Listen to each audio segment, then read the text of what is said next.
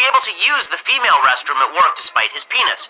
Here's his tale of woe, quote, "Things went well at first, with co-workers taking it in stride and customers reading my voice as female. But then, one of my bosses demanded to speak with me. She wanted to talk about bathrooms.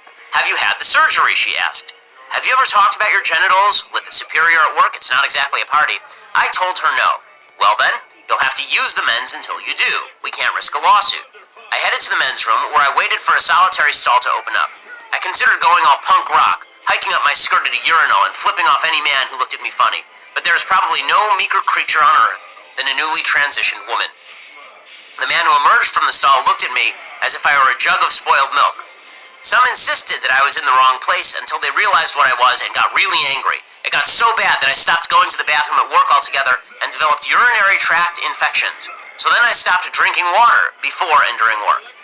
Okay, first off, half of high school students avoid going to the bathroom because they don't like the risks they run in going to the bathroom at high schools. I did this in middle school, okay? And it's not because I was transgender, it's because all the weirdos hung out in the bathroom. Second, Meredith doesn't specify how such anger by other people manifested. What did these evil, horrible men do to him aside from looking at him kind of weird? Was he assaulted? If so, why didn't he go to the police? Was he harassed? If so, why didn't he go to management?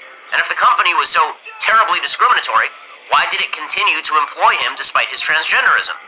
But most importantly, Meredith feels he should have been able to saunter on over to the ladies' bathroom, where he would have been treated with more dignity. Except, presumably, women wouldn't feel any better about seeing Meredith there than men did. Indeed, some women would feel a lot more threatened. If Meredith didn't like being sneered at by men who saw him as a mentally ill person, Meredith probably wouldn't like it much more when women shied away from him in the women's room. But the notion here in the end is that only Meredith's feelings matter. Men must be expected not to do a double take when a dude in a dress walks into a bathroom. Women must be expected to get used to men in dresses walking into their bathrooms. Reality must always adjust to the transgender person. The transgender person must never adjust to reality.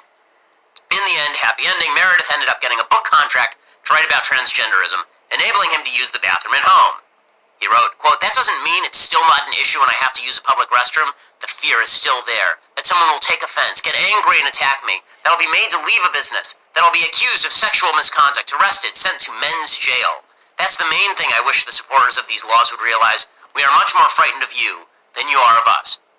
Meredith doesn't provide any evidence or account of being physically attacked by other men. This would be a felony in most jurisdictions, and perhaps even a federal hate crime.